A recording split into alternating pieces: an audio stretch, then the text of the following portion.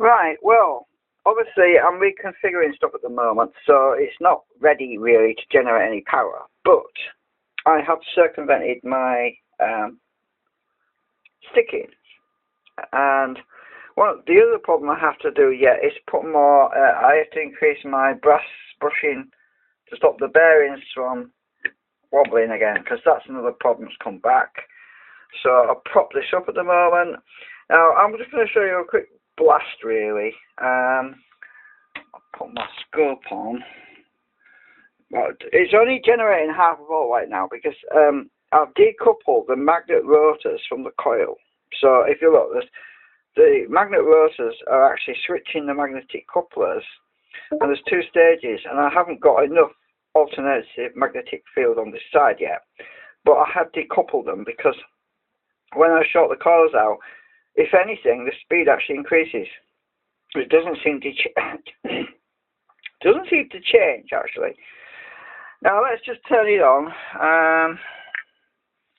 I'll turn the power on, which is current limited.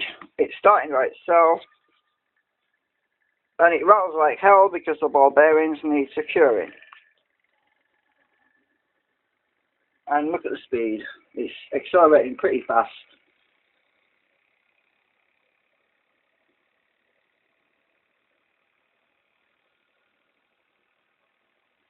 And we're only at, we're at 130 milliamps, but that's also 30 milliamps is running the meter. The actual meter uses 30 milliamps. Now, when I put this meter, my voltmeter, which is here, I'm only getting about half a volt right now, which is not a lot, but let me short this out and let's show you what's happened. I'll see if I can get this up here. I don't know if the wire's long enough. I want to get the that's the scope. I want to try and get the frequency meter on there as well without falling over. Just a minute. Let's see. If I can do this. I just don't want to get a face full of magnets and stuff. Now, when I put this on current, let's put this on current. Hang on. Can't do this in one hand. Now, we're at 831 right now. RPM, stabilized. Current. We're at 200 milliamps, and we're drawing 13.4 milliamps, and that's the RPM.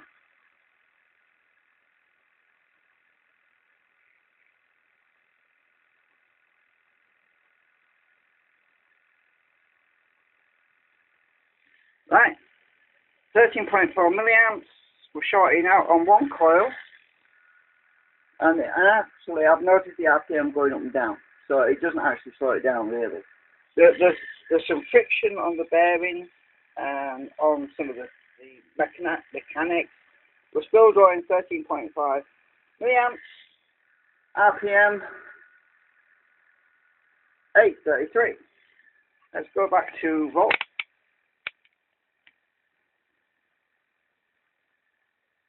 We're at 0.55 volts, 835, 836.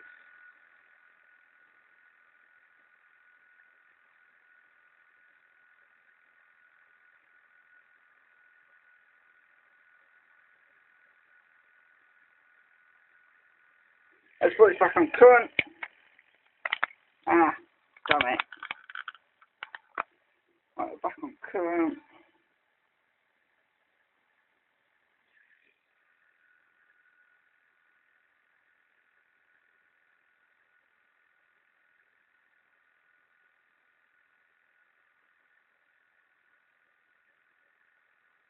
Well, as you can see, we're not putting hardly any drag on that at all. And we're shorting out 13.5 milliamps. So, and in fact, I've noticed this goes up and down by itself all the time because it's the friction on the bearings and the wind or whatever. Going back up again, I'm still on current.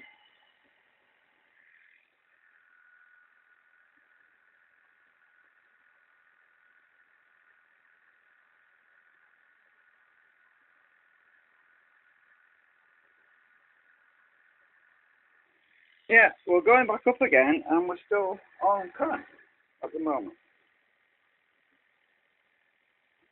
So it appears that I am hardly having any effect on drag at all whatsoever, which is actually really good.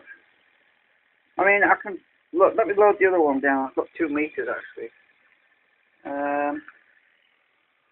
Let's get the other coil loaded. Put this in. Oops. Let me put this in the current slot. Ah.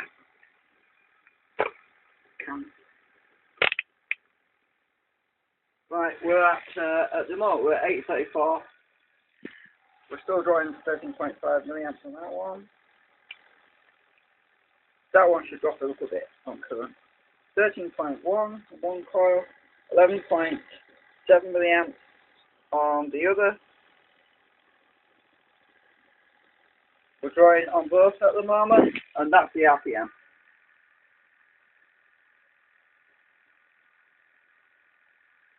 This is what I'm talking about, balance. It's important to have balance. I'm drawing current on both coils right now, shorting them out, 13.2 milliamps, 11.7 milliamps, respectively. That coil and that coil. And that's the RPM.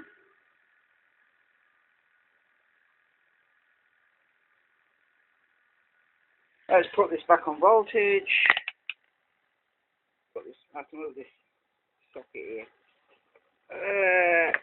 Get it out, plug it's tight. Back on voltage.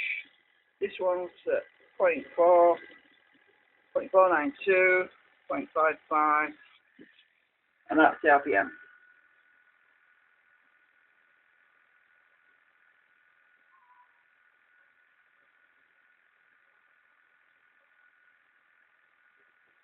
Notice it's actually slowing down. I'm on voltage right now.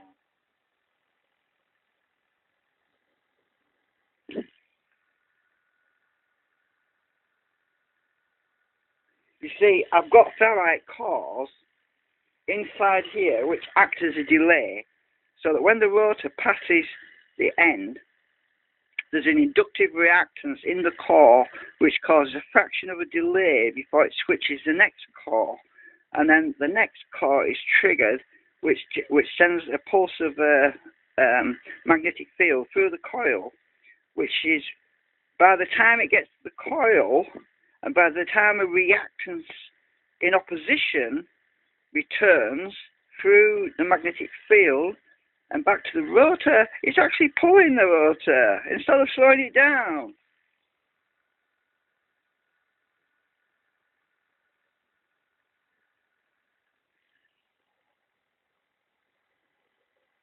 So anyway, 8 minutes, I think that's good enough. But as I say, I've got a lot more work to do because I lost a lot of voltage by decoupling my rotors from the generating factor, because the rotors are no longer generating power, they're simply actuating the magnetic switches, which are in turn actuating the next magnetic switch, which in turn is generating the power. That is the reason why I'm hardly getting any power at all on the coils, is because I don't have enough inductance through the cores at the moment, and that's what I'm going to sort out later. Thanks for watching.